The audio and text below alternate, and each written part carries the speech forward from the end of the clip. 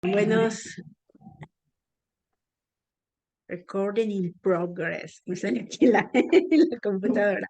Ok, mis queridas hermanas, las felicito.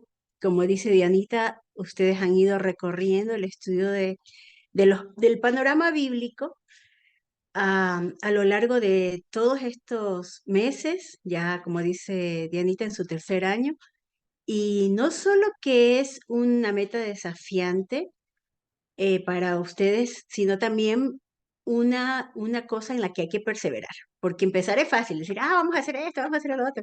Y en el camino uno se puede ir quedando, bueno, no se pudo, lo intentamos, pero bueno, ¿verdad? Así que las felicito porque ustedes están haciendo un recorrido eh, de mucha bendición al ir viendo todo el panorama. Lo que sí espero y las animo es que no solo se enteren del libro, sino que lo lean, porque esa meta, mira, si ya tenemos 3 años en este recorrido, quiere decir que no necesariamente estás leyendo la Biblia en un año, la puedes estar terminando de leer en los 3 años, ¿verdad? Entonces, es una meta posible, lo que quiero decir, ¿verdad? Entonces, te animo a que puedas leer en lo privado de tu tiempo con el Señor la palabra del Señor.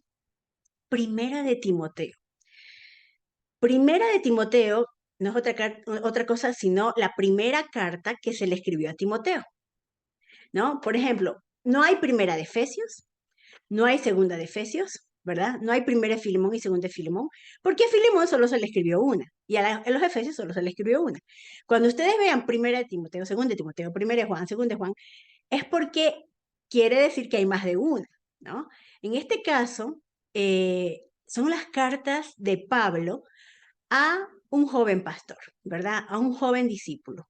Primera de Timoteo, segunda de Timoteo y Tito son las llamadas cartas pastorales. Voy a silenciar mi teléfono, que mi familia se ha despertado desde otra ciudad con muchas ganas de saludar.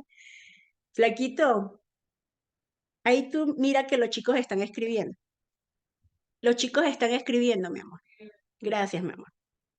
Entonces, tenemos 3 cartas pastorales, las denominadas cartas pastorales. Nunca Pablo la autodenominó carta pastoral, solamente por el contenido de la carta y a quienes van dirigidas se consideran cartas pastorales. Y son 3 las cartas pastorales, de las cuales nosotras vamos a ver hoy la primera. En realidad, Pablo escribió cartas a las iglesias en general, las epístolas que conocemos a las iglesias, pero hubieron cartas que él escribió, 4 cartas que él escribió a personas específicas, ¿ya? Entonces, 3 son las cartas pastorales y hay una carta más que él escribió a una persona específica, que es la carta de Filemón. Y es una carta impactante porque no es una carta a un siervo de la iglesia, a un pastor, sino que es una carta dirigida a un hermano en Cristo a quien Pablo le pide un favor, ¿no? Que pueda tener él misericordia de un discípulo que fue esclavo de él. Y vemos allí esa parte íntima y cercana de Pablo con las personas a las que él ministraba, a las que él servía. Entonces, como les digo, 4 cartas a las que él escribió de manera personal, pero solo 3 de ellas son las llamadas epístolas pastorales y son Primera de Timoteo, Segunda de Timoteo y Tito. Primera de Timoteo es la que estamos revisando el día de hoy. Así que vamos a orar para que Dios hable a nuestros corazones, porque esto no es cualquier obra literaria. Esto es palabra de Dios.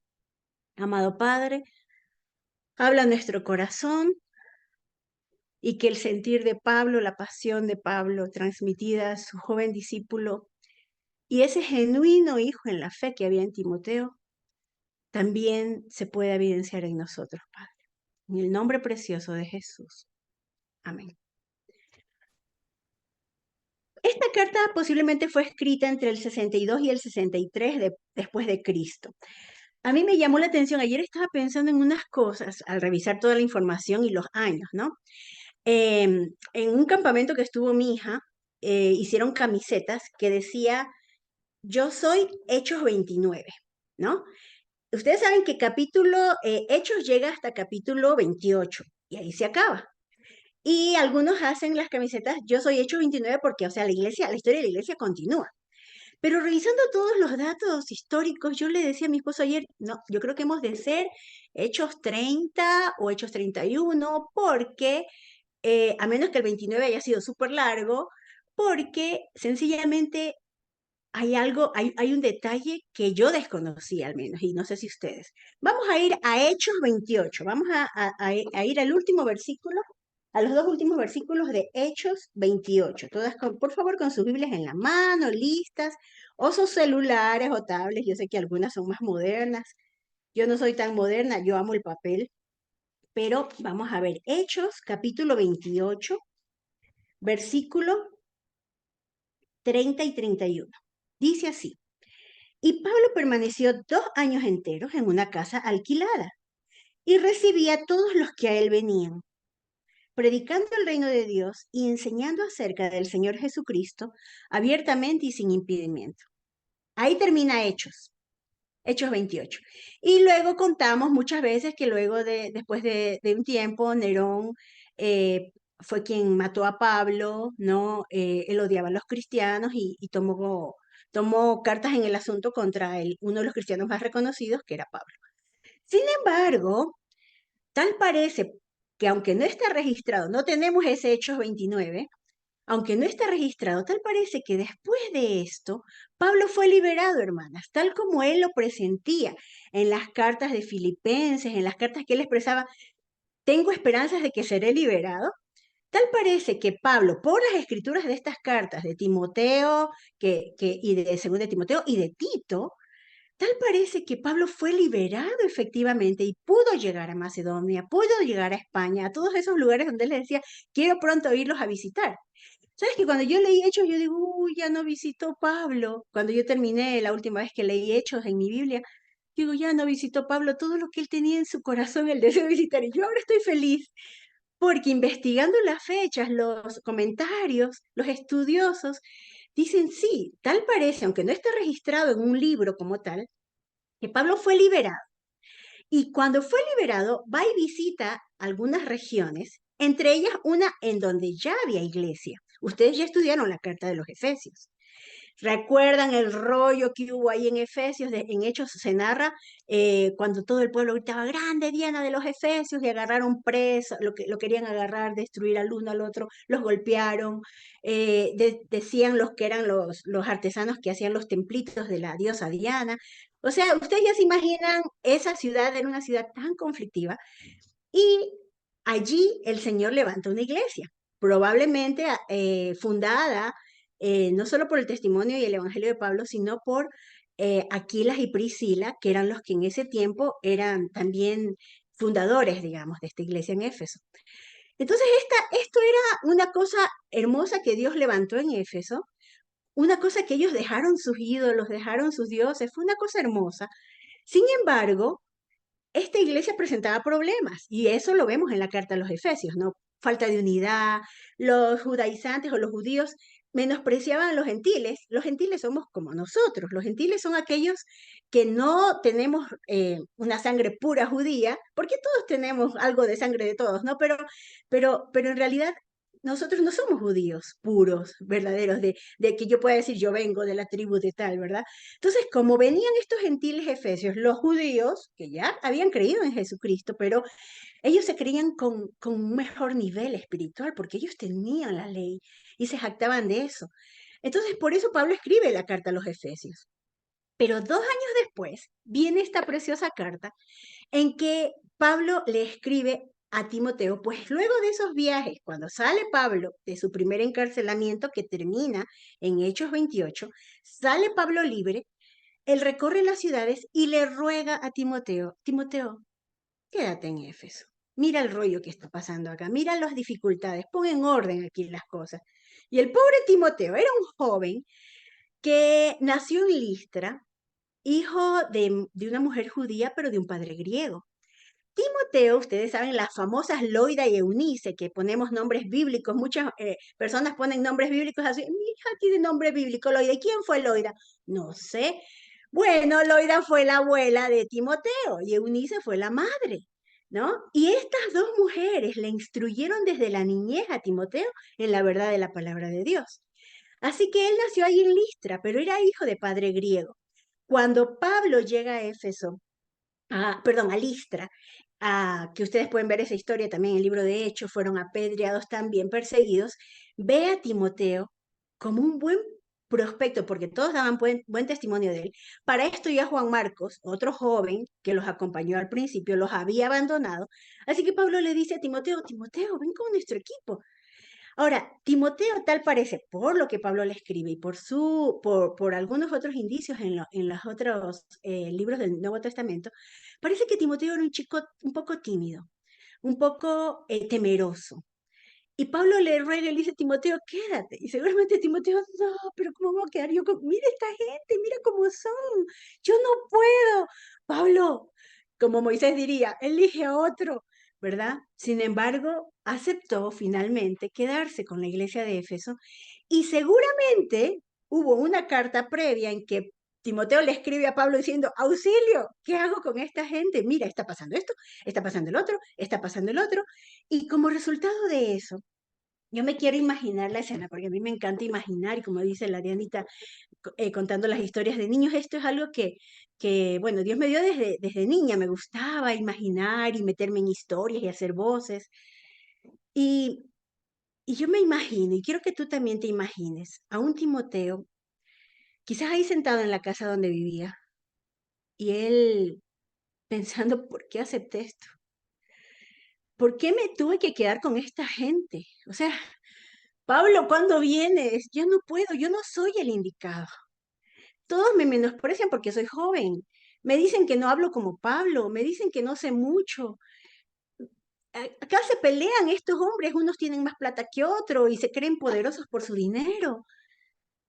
Y quizás ahí ese pobre joven triste escucha que alguien toca la puerta y le dicen, Timoteo, carta para ti. Y él dice, carta, bueno, ¿de quién será? No, es carta de Pablo. ¿Carta de Pablo? Y yo quise hacer este rollito porque así venían las cartas en ese tiempo, no venían con sobrecitos, ¿no? Venían en un pergaminito, ¿no? Era el papel de la época. Así que, perdón, pero un poco difícil irme a conseguir el pergamino real, pero llegó la carta. Y él dice, Pablo, por fin te acordaste de responderme, por fin llegó esta carta, lo que estaba esperando. Y él empieza a abrir la carta. Y aquí es donde vamos todas a Primera de Timoteo, mis hermanas. ¿Qué dice esta carta, este pergamino que, que empieza a abrir Timoteo? Dice así la carta. Pablo, un apóstol de Cristo Jesús, según mandato de Dios nuestro Salvador y de Cristo Jesús nuestra esperanza. A Timoteo, genuino hijo en la fe. Gracia, misericordia y paz de parte de Dios Padre y de Cristo Jesús, Señor nuestro. Aquí quizás Timoteo hizo un alto diciendo así, Pablo, tú eres apóstol. Yo, claro, genuino hijo, de hijo sí parezco, pero Pablo, sí necesito esa gracia, esa misericordia y esa paz de parte de mi Señor, lo necesito. Como te rogué quedarte en Éfeso cuando iba a Macedonia, para que mandaras a algunos que no enseñaran diferente doctrina, ni prestaran atención a fábulas, genealogías interminables que sirven a especulaciones más que al plan de Dios en fe. Pero el propósito del mandato es el amor nacido de un corazón puro, de buena conciencia, de una fe no fingida, de las cuales cosas algunos, habiendo perdido el camino, se desviaron tras vanas palabrerías, deseando ser maestros de la ley, sin entender lo que dicen ni lo que afirman tan categóricamente. Nosotros, no obstante, sabemos que la ley es buena, si uno la usa legítimamente, sabiendo esto, que la ley no está puesta para el justo, sino para los transgresores y desobedientes, para impíos y pecadores, para irreverentes y profanos, para parricidas y matricidas, para homicidas, fornicarios, homosexuales, secuestradores, mentirosos, perjuros, y para cuantos se opone a la sana doctrina, conforme al Evangelio de la gloria del bendito Dios, el cual me fue encomendado. Hasta aquí va leyendo Timoteo la carta y dice, sí, es que esto es lo que están haciendo ellos. Se jactan porque conocen la Torá. Recuerden que en ese tiempo todavía no había la Biblia completa como nosotros la tenemos, toda la palabra inspirada. Y ellos se jactaban con su ley, la ley dada por Moisés, y dice que se llenaban de vanas palabrerías. Pero ¿qué les dice en el versículo 5 Pablo? El propósito del mandato que Dios nos ha dado es el amor nacido de un corazón puro, de buena conciencia y de una fe no fingida. O sea, no sirve de nada que ellos sean sabedores de la ley, no sirve de nada que lleven la ley en su sangre, la Torah en su sangre, no sirve de nada que se jacten de estas cosas si ellos no tienen el amor verdadero de Dios, que les permite de esta manera servir con un corazón puro, con una buena conciencia y una fe no fingida. Versículo 12. Pero doy gracias al que me fortaleció, a Cristo Jesús. Y ustedes dicen buscando a Jesús en el libro de Timoteo, en este caso, ¿no?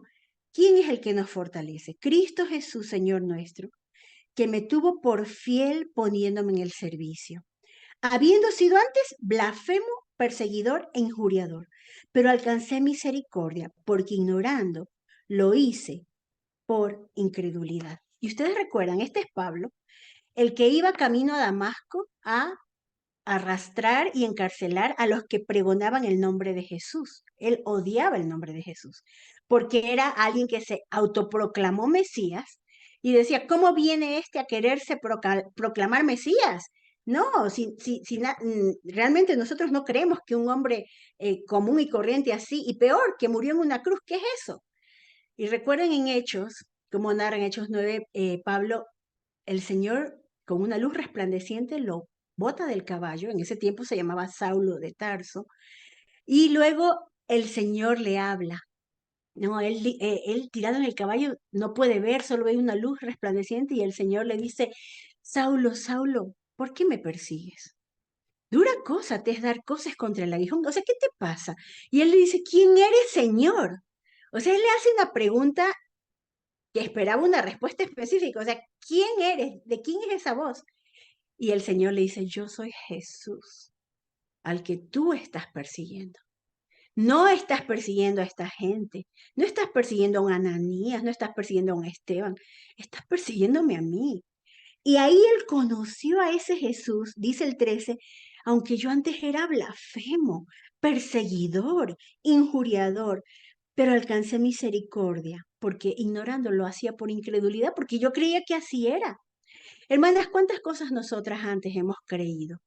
Y hemos hecho muchas cosas porque decimos, así era, yo creía que así era. Pero al recibir la luz de Dios, como Pablo la recibió, no podemos seguir iguales. Es necesario que tomemos su verdad y digamos, ok, esto yo creía antes, pero ahora no. Desde ahí Pablo empieza, Dios le cambia su nombre, ya no era Saulo, era Pablo, y él empieza a predicar de Jesús, de su maestro, de aquel que conoció.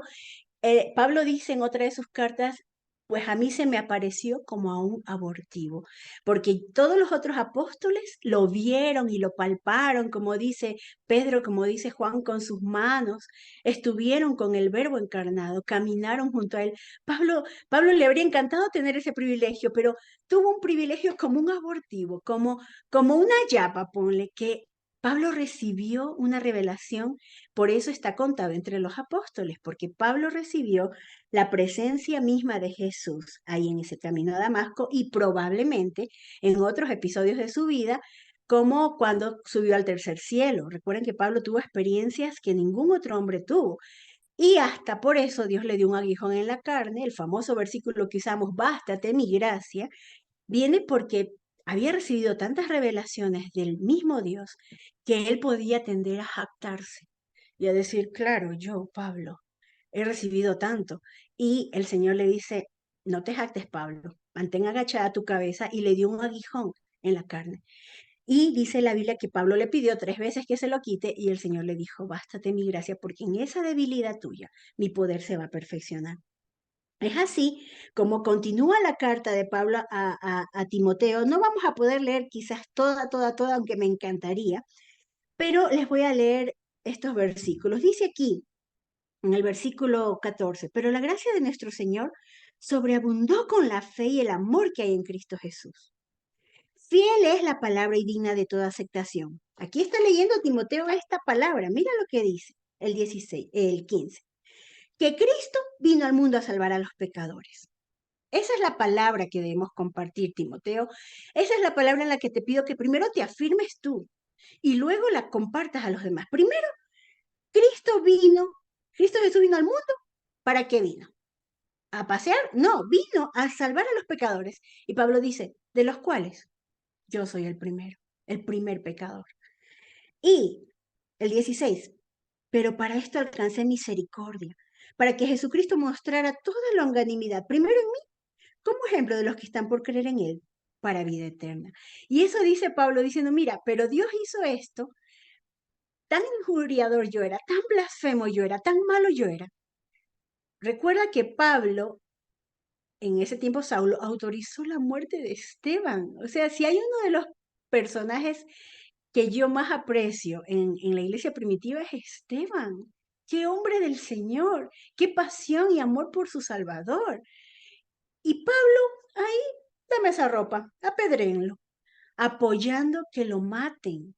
O sea, Pablo fue un hombre malo y él lo reconoce, pero dice, Dios mostró su misericordia en mí para demostrarles que no importa lo que hayan hecho ustedes, también Dios les puede perdonar, porque él vino al mundo a a salvar a los pecadores. Y termina este capítulo con un poema hermoso.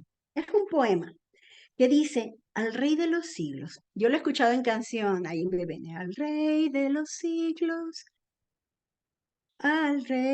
siglos, inmortal, invisible, al único y sabio Dios, sean honor y gloria, sean honor y gloria, sean honor y gloria por los siglos de los siglos.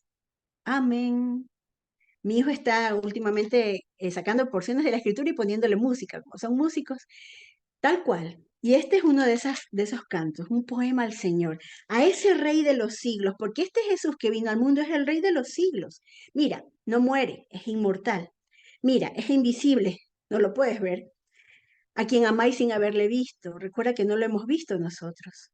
Nosotros no hemos tenido el privilegio de Pablo y el de los otros apóstoles de haberlo visto, pero lo amamos sin haberlo visto porque por la fe hemos creído en nuestro Salvador. Al único y sabio Dios sean honor y gloria por los siglos de los siglos. Él es el único digno de gloria. Y ahí le dice el famoso versículo, este mandato te encargo, hijo Timoteo, para que conforme a las profecías que antes se hicieron sobre ti, milites por ellas la buena batalla. Seguramente algunos hermanos profetizaron en la iglesia primitiva sobre Timoteo, mensajes del Señor sobre Timoteo, y le dice, por eso, ármate de valor, milita la buena batalla, mantén la fe, la buena conciencia, la cual algunos desechando, naufragaron en cuanto a la fe. Algunos ya se han hundido en este camino, Timoteo, algunos no han perseverado. No te rindas, Timoteo. ¿Quiénes? Por ejemplo, Himeneo y Alejandro, hombres que le hicieron daño a Pablo, que fueron hombres que desecharon realmente la verdad de Dios, y dice que Pablo los entregó a Satanás para que aprendan a no blasfemar. Ahí termina el primer capítulo. Recuerden ustedes, hermanas, que esta carta de Timoteo no está dividida en capítulos en el original. La carta de Timoteo es una sola carta de principio a fin, así que enseguida le dice, les exhorto a que hagan peticiones, oraciones, súplicas, acciones de gracias por todos los hombres y por los reyes y por todos los que están en eminencia. A ver, hermanas, ¿por quién tienes que orar ahora? En el caso de las ecuatorianas que están aquí presentes, tenemos que orar por nuestro presidente. Se llama Guillermo Lazo, está emitiendo decretos, está eh, eh, tomando decisiones, incluso recién la última, la muerte cruzada, que fue algo que impactó quizás al país. Y Dios sigue en su trono sobre nuestros gobernantes, pero es nuestro deber orar. Orar para que podamos, ¿qué dice la Biblia en el versículo 2?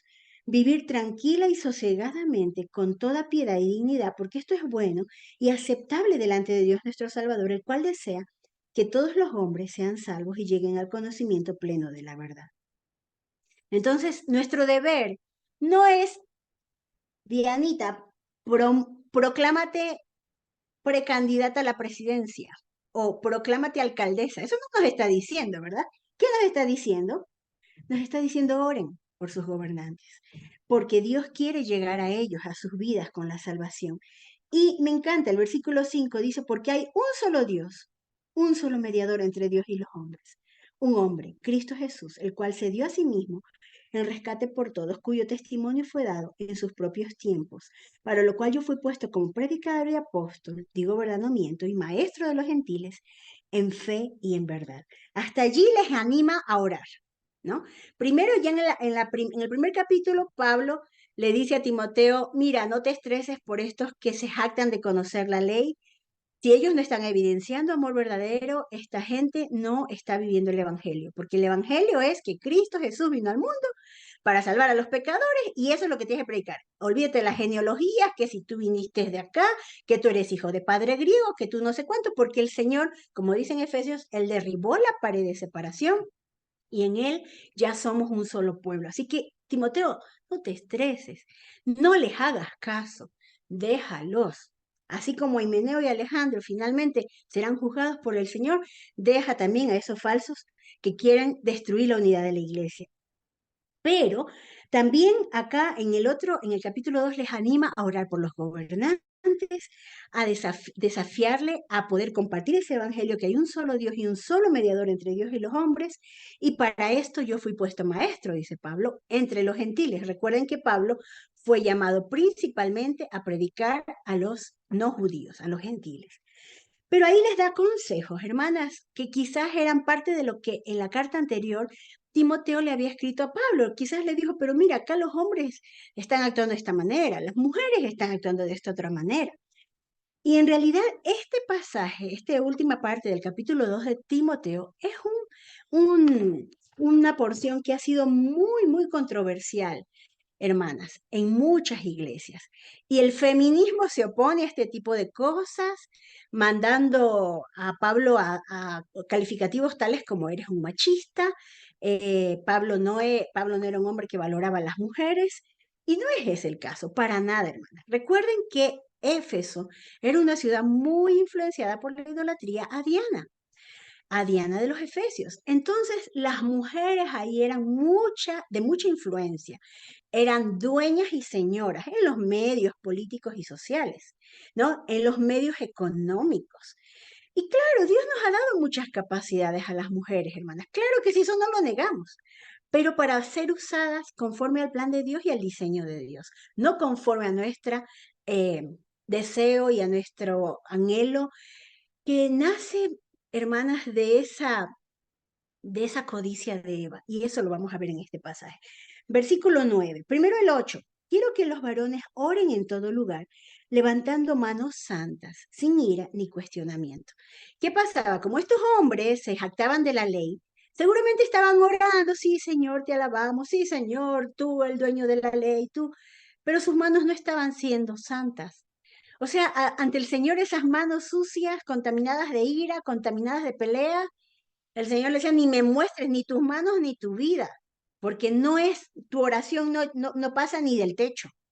Entonces les anima a los varones a orar, pero levantando manos santas, viviendo en pureza, sin esas contiendas en los que estaban metidos a causa de la ley. Y luego dice a las mujeres, el 9, cosas que nos atañen a nosotras.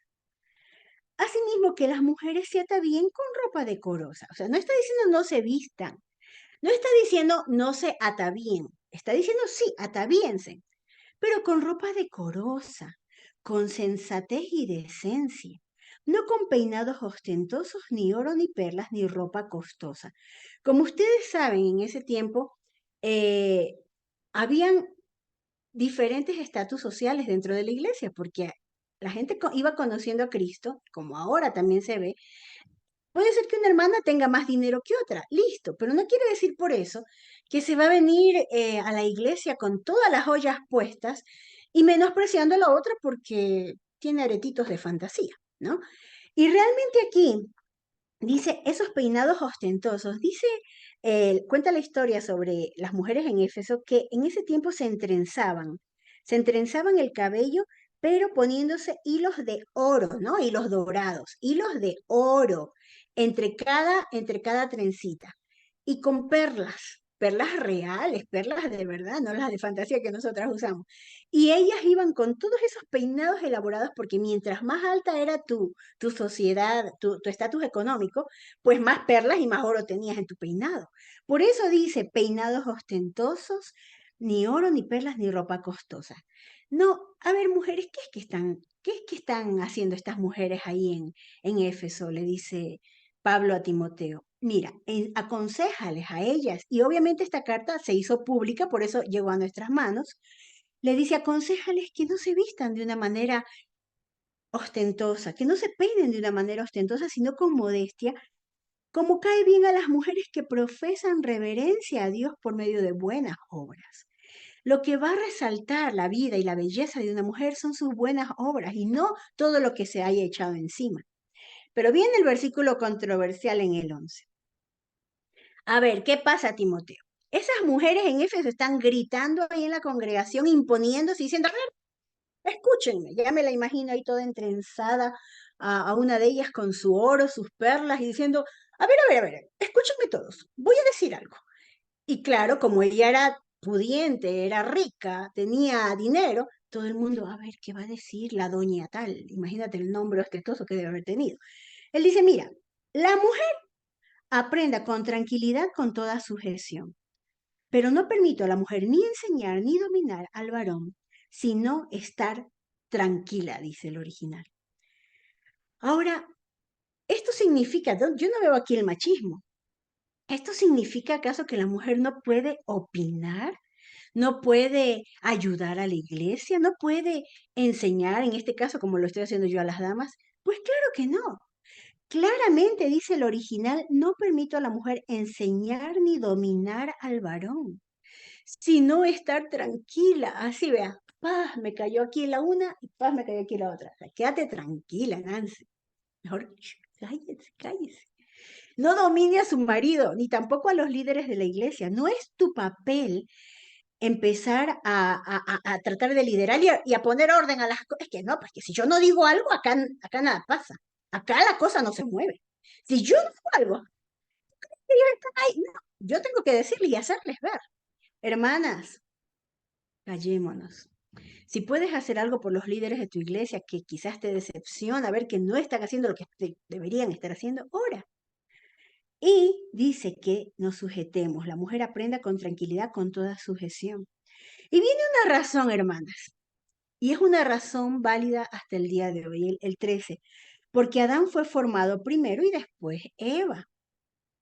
Y no fue engañado Adán, sino que la mujer, siendo completamente engañada, ha incurrido en transgresión. Nosotras fuimos engañadas, bueno, Eva en ese caso fue engañada. Hermanas, las mujeres, porque somos hijas de Eva, podemos ser fácilmente engañadas por nuestras emociones, por nuestras percepciones, por la forma en que Dios nos hizo. Podemos así ir bobas como cuando le dan un caramelo a un niño y caemos. Por eso es tan importante, hermana, si tú eres una mujer casada, consulta a tu esposo. O sea, no te quedes yo creo que tengo que hacer esto y voy a hacer y ta, ta, ta. ¿No? Yo a veces le he dicho a mi esposo, mi amor, pero yo quiero hacer, yo soy súper emocional y a veces se me ocurre hacer mil cosas. Pero hagamos esto, hagamos lo otro. ¿Y qué te parece si vamos a tal lado? Y el flaco, Nancy, tranquila, escúchame, mira, yo creo que no, porque tal cosa, por tal otra. O a veces dice, sí, me dice él, tienes buenas ideas, por eso eres ideona, dice, ayuda ideona. Tienes buena idea. Entonces, con el apoyo de mi esposo, yo ya sé que no estoy tomando una decisión loca, emocional, arrebatada, sino que estoy consultándole a él. Elizabeth George, una mujer que admiro mucho por su vida, su testimonio y sus escritos. Elizabeth George cuenta que por mucho tiempo estuvo orando en su diario de oración, lo tenía ya lleno de lágrimas y todo, una petición específica. Y oraba, decía, Señor, ¿por qué? ¿Qué pasa con esto? Hasta que un día agarró, después de meses de orar por eso, y va donde el esposo y le dice, mira, yo estoy orando por esto, pero pareciera que Dios no me responde sobre esto. El esposo lee la petición y le dice, Elizabeth, tú no vas a hacer esto. Y le dice, ah, sí, yo no te voy a dejar hacer esto. Eso no va. Paz, dice Elizabeth. Respuesta concedida. realmente me di cuenta ahí que Dios, hablando a través de mi esposo, me está diciendo, ya no llores más, ya no luches más, esto no es mi voluntad. No, no, Elizabeth, a eso no vas a proceder. ¿Y sabes qué? Dice, tuve total paz. ¿Por qué no fui antes? Pero Dios me permitió pasar por ese proceso y darme cuenta cómo el consejo de mi esposo y la autoridad que Dios había puesto sobre mí estaba determinando eso. Muchas veces, hermanas, las mujeres podemos tender a ser independientes de nuestros esposos. Y si no tienes esposo, de pronto puedes buscar a una mujer consejera y contarle y también decirle, hermana, y consúltale a tu esposo, que es un hombre espiritual también, para que él también contigo conversen y me cuentas qué piensan ustedes. Oren por esa petición y si pueden, denme un consejo. Acudes a una autoridad, acudes a hermanos en la fe que estén arraigados en el Señor y que puedan darte un buen consejo.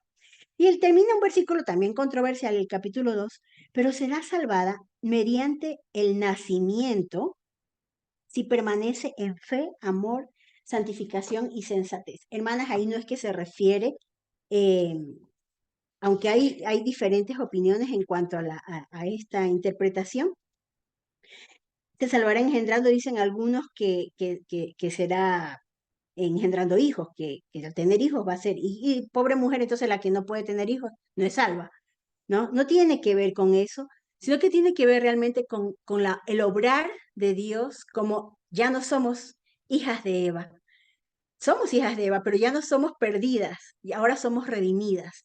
Hemos nacido de nuevo, pero eso se va a mostrar en nuestro fruto al permanecer en fe, amor, santificación y modestia. Ese es el papel que Dios nos da a nosotras las mujeres.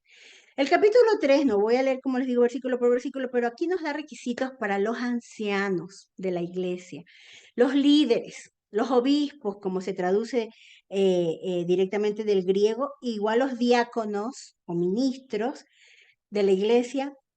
En realidad, diáconos, la traducción de diáconos es servidores y la traducción de obispo es los que cuidan. La verdadera traducción del griego es los que cuidan o los supervisores, por así decirlo.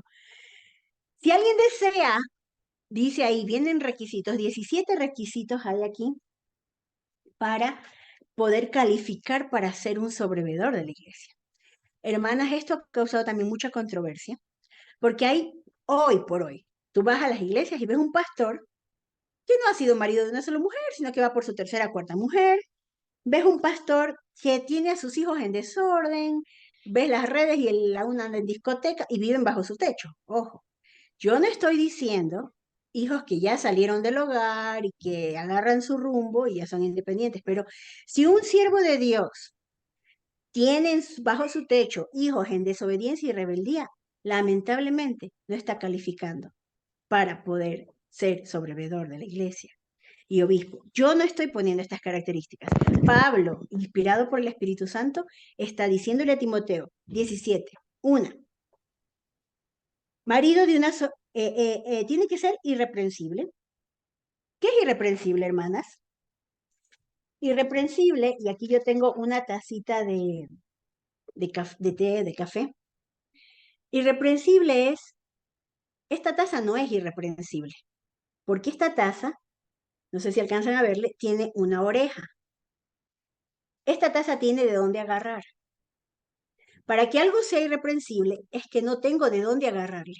No hay de dónde agarrarle. Esta taza no es irreprensible, según el original, porque sí la puedo agarrar. ¿A qué se refiere irreprensible? Que no tienes de qué acusarle. O sea, que estás que le buscas, tipo Daniel, ¿no? Que todos le querían buscar un defecto y el único defecto que le encontraron es que oraba. Aquí le vamos a dar, ¿verdad? Entonces, no estoy diciendo que es perfecto, hermanas, no, porque no existe el hombre perfecto acá en la tierra. Es simplemente que no tengo de qué criticarlo. Porque sí es verdad que por ahí está gordito, sí es verdad que por ahí, qué sé yo, es pelado, es calvo, yo qué sé, lo que quieras, pero él es un buen hermano, o sea, no tengo de qué acusarle, ¿verdad? Irreprensible. Marido de una sola mujer, hay controversia con eso también. ¿Quiere decir que solo debió haberse casado una vez? ¿Quiere decir que la mujer, y qué tal si se quedó viudo?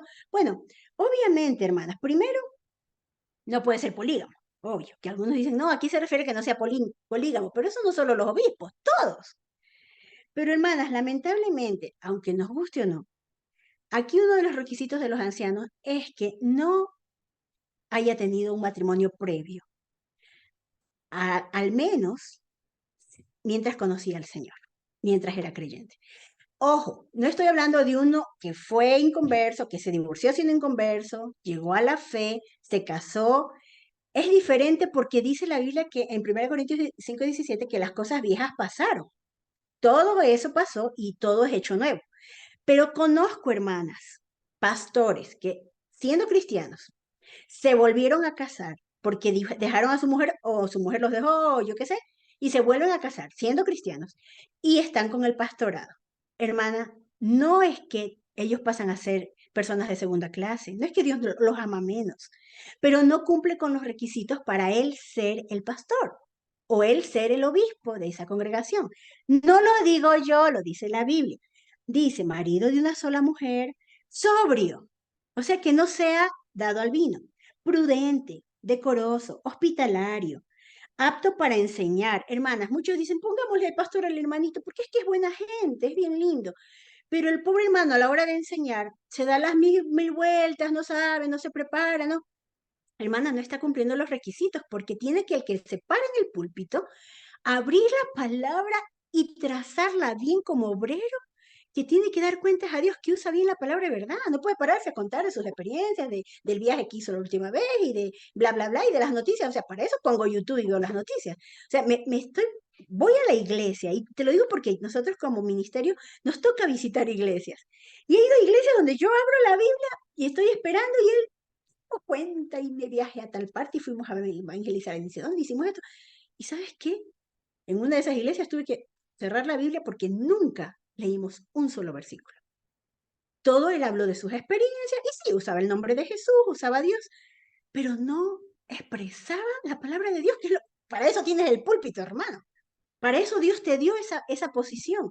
Justo el otro día estudiamos con unas hermanas de un grupito que tenemos de estudio bíblico, el libro de Nehemías, y a Esdras le hicieron un púlpito de madera. Él había, dice, determinado en su corazón inquirir en la ley de Jehová, escudriñarla para practicarla y para enseñarla. O sea, no se paraba ahí, a ver, tú, párate, y tú, a ver, di algo, lo que sea. O sea, hermanas, si usamos el tiempo de la palabra de Dios para rellenar un programa, no mejoramos a la iglesia tradicional ni a tantas sectas que hay por ahí, porque con tal de que hable chévere y sea carismático, sea chévere y todo bien, pasan los pastores. Qué vergüenza.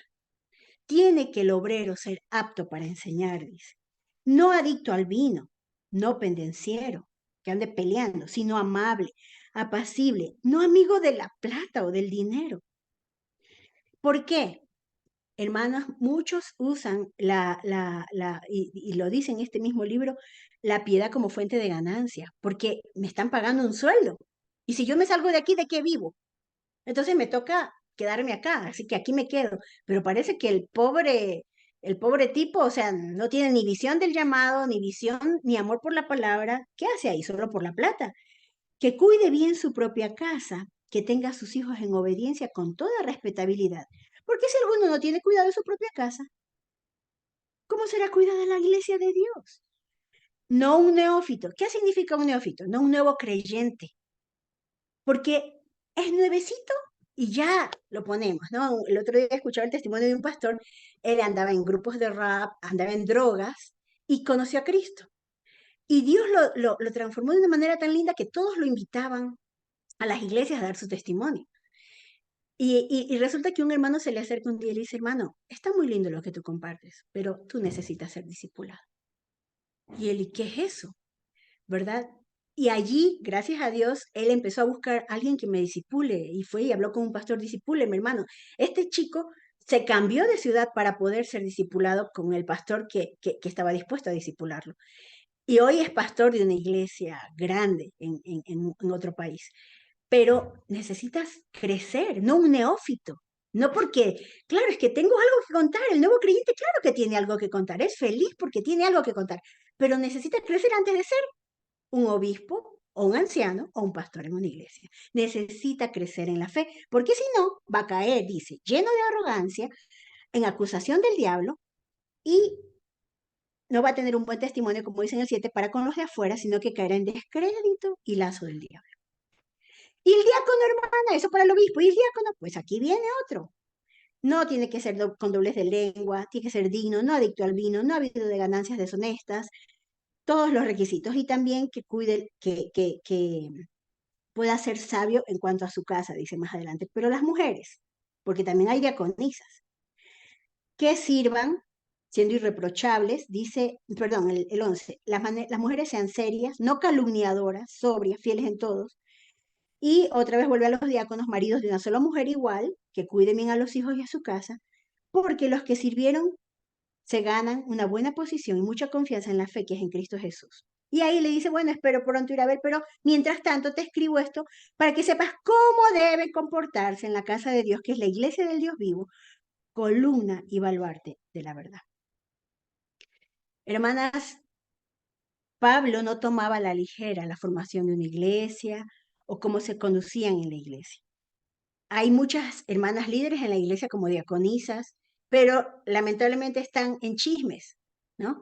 O líderes de ministerios de damas o de escuelita dominical, qué sé yo, pero están, ¿y sabes lo que dijo tal hermana? Uy, es que ni te cuento, verás que, hermanas, eso es pecado.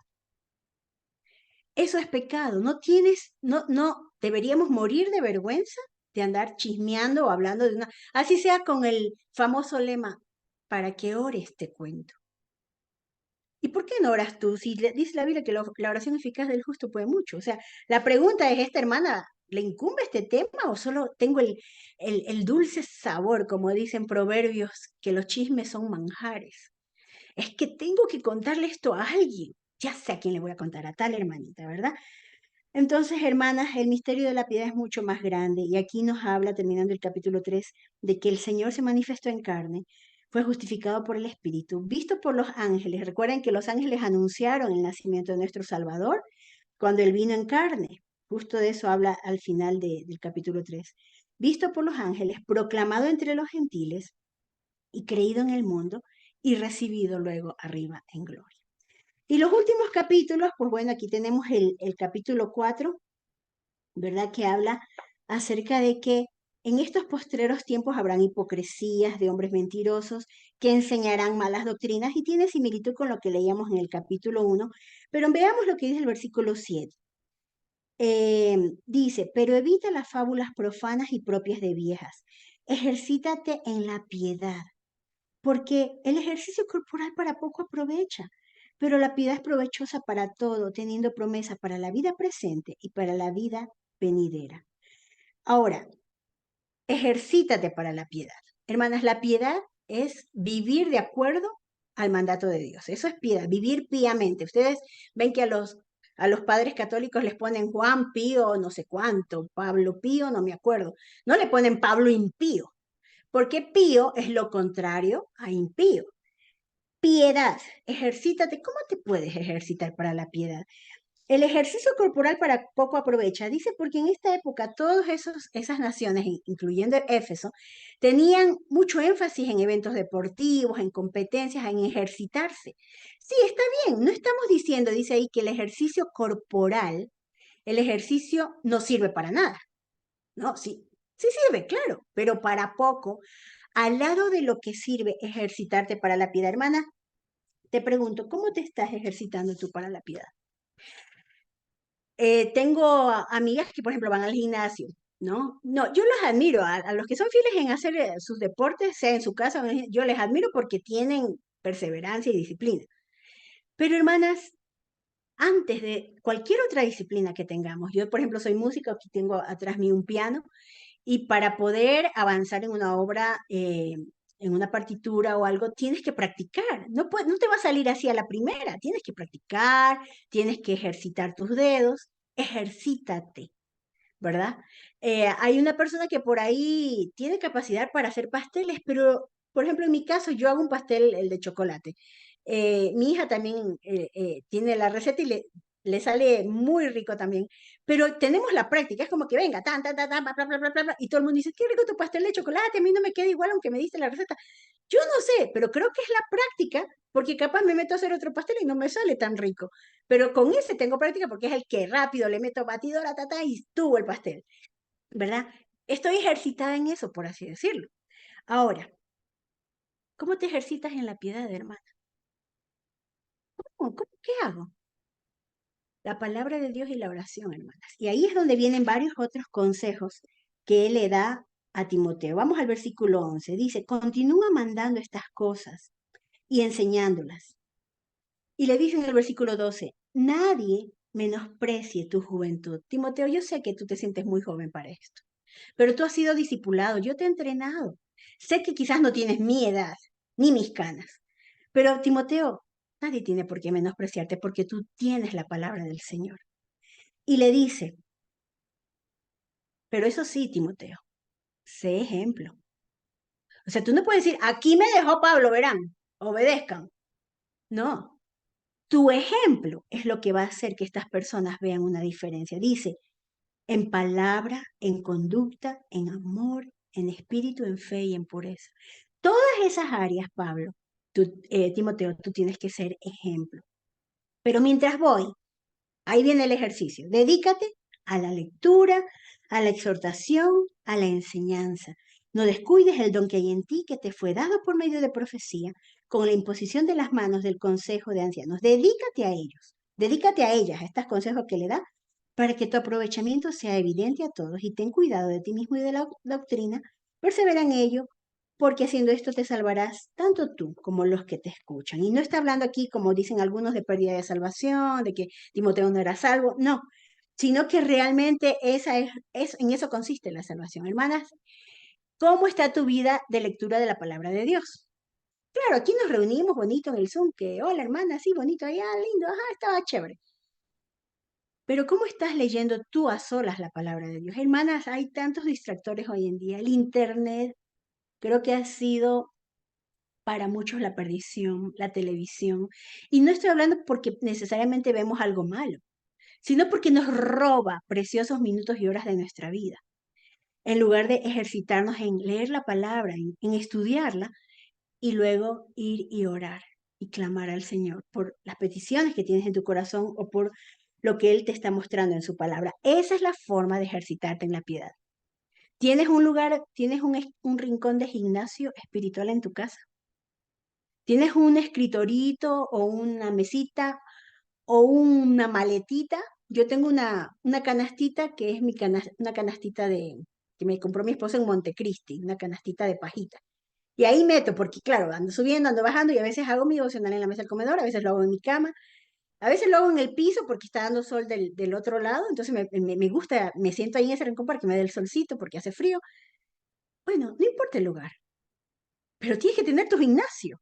Agarra una mochilita, una maletita o designa un lugar y di, este es mi gimnasio espiritual, aquí me voy a ejercitar para la piedad, para tener buenos músculos espirituales, para poder saber cómo reaccionar frente a las tormentas, para poder saber cómo aconsejar si una hermana me pregunta y no sé qué decirle. Esta es la palabra fiel. Esto es lo que dice la palabra. El otro día estaba discipulando a una preadolescente y ella me decía, yo le decía, ¿y por qué entonces las mujeres no podemos enseñar? Porque ella ya terminamos nuestro discipulado normal, pero ella hace muchas preguntas. Entonces me estaba preguntando de algunos temas y leímos esta parte de que la mujer no debe enseñar. Y le digo, ¿y por qué entonces una mujer no debe enseñar? ¿Por qué crees? Ella piensa un momento y dice, ¿por qué dice aquí? Y digo, ¿qué respuesta más simple y más correcta? Porque aquí lo dice, fin. Hermanas, aquí no se trata de vivir la vida por nuestras opiniones, porque me parece, porque mi amiga me aconsejó, sino que lo que dice la palabra es lo que es. Fin. La revelación nos ha sido dada. Aquí está nuestra carta. Aquí está la carta que Timoteo recibió y esa es la verdad inspirada por Dios. Ahora, en el 5 les da otros consejos. Por ejemplo, mira, que él era joven y le dice, Pablo, a los viejos, aunque a veces dan ganas de jalarles las orejas, tú no se las jales. Háblale como si fuera un papá. Exhórtale, sí, no dejes de decirles las cosas, pero como a papá. A las ancianas como a madres, no tratándolas mal. A las más jóvenes, Timoteo, a esas que por ahí están que te echan el ojo, con toda pureza, Timoteo. Míralas como hermanas, con toda pureza. A las viudas, enseña esto. Y viene un pasaje Ustedes lo tienen que leer como digo, por el tiempo ya no lo puedo leer, pero aquí hay una lista de requisitos de a qué viuda la iglesia debe apoyar económicamente, hermanas. Las viudas no tienen por qué estar desamparadas si no tienen hijos ni nietos que la cuiden. La iglesia del Señor tiene que encargarse de esa viuda. Esa es la orden. Qué triste sería que una viuda vaya a mi iglesia, no tiene familia, y esa viuda vive en pobreza, no tiene que comer. No, hermanos, eso no es posible. La iglesia, pero hay requisitos. Dice ahí, y me encanta, tengo una amiga, una hermana, una viuda hermosa, que por años nos ha acompañado en oración en nuestro ministerio, por años, una hermosa viuda del Señor. Y recién ella cumplió el año pasado 60 años. Y ella dice, ya tengo todos los requisitos para poder estar en la lista de las viudas bendecidas por la iglesia, porque ya he lavado los pies de los santos, o sea, ha hospedado, ha criado hijos, ha sido fiel al Señor, pero no tenía 60 años. Ahora, un requisito que ella no cumple, por así decirlo, es que todavía tiene hijos y nietos que gracias a Dios están viendo por ella. Pero ella era feliz. Yo ya cumplí los requisitos porque me faltaba, estaba en 59 y ahora tengo 60 años. Hermanas, estas viudas se dedican, dice, a la oración. Apoyemos a esas hermanas viudas, animémoslas a dedicarse a eso como ministerio. Pero viudas jóvenes, que les aconseja Pablo, cásense, chicas. Ah, es que me quedé viuda y entonces, pobre de mí. A ver, nada de pobre de ti. Ya está bien, pasa tu tiempo de luto, pero si estás muy joven, yo lo que te aconsejo es que te cases, a menos que Dios te haga otro llamado a quedarte soltera y está bien. Pero realmente es bueno para una mujer joven casarse y poder estar al lado de un hombre teniendo hijos, como dice, porque algunas ahí estaban, algunas se quedaban a chismear y andar coqueteando por ahí. Dice que había inmoralidad en esa época y Pablo llama la atención sobre eso. Finalmente también dice en el 17 que los ancianos que guían apropiadamente, que enseñan, sean tenidos por dignos de doble honor, que quiere decir que les mantengan. La iglesia tiene que sostener a sus pastores, mayormente a los que predican la palabra. Eso es lo bíblico. La iglesia tiene que darle un sustento a sus pastores. Ahora viene que no hay que acusar a un pastor si no es con la presencia de testigos, porque obviamente es muy delicado poder decir algo, pero no por eso no se lo puede acusar si usted ve alguna falta en el pastor.